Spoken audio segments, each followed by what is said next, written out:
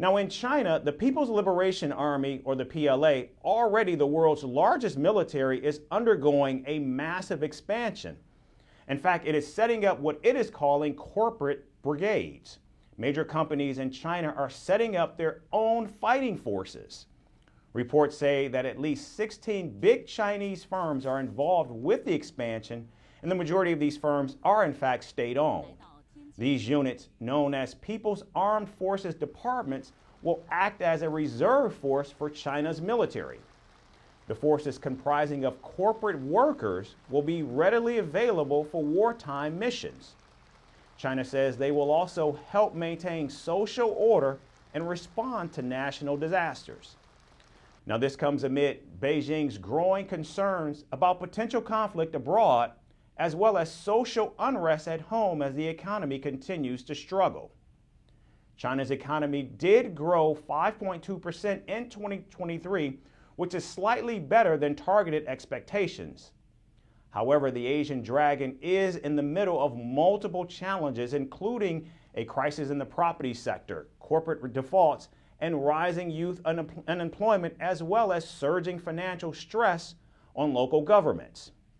These problems have left the Chinese people increasingly frustrated, which has led to large protests and demonstrations. In fact, the country witnessed more than double the number of labor strikes and protests in 2023 than in 2022. In fact, last year, protesters also clashed with police at the world's biggest iPhone factory in Zhengzhou.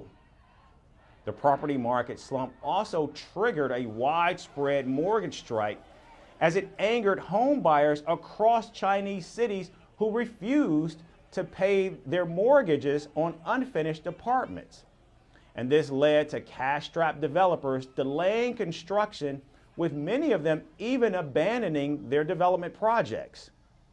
Some analysts say the resurgence of these militias is likely driven by the COVID-19 pandemic, and China could possibly be setting up these forces to help manage and coordinate responses to major national emergencies.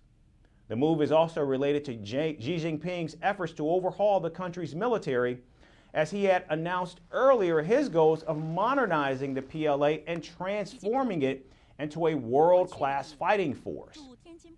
Now, these private corporate militias have rarely been seen in China since the 1970s. In fact, they originated in the 1920s to support the Communist Party and its battles. However, when the Communist Party came to power in 1949, these units were embedded into public organizations. And these forces were said to be China's defense against the threat of imperial forces such as the United States. In fact, the number of these forces peaked in the 1950s when military tensions was high with the United States over Taiwan. And now history is seen to be repeating itself as tensions with the United States and Taiwan are once again peaking.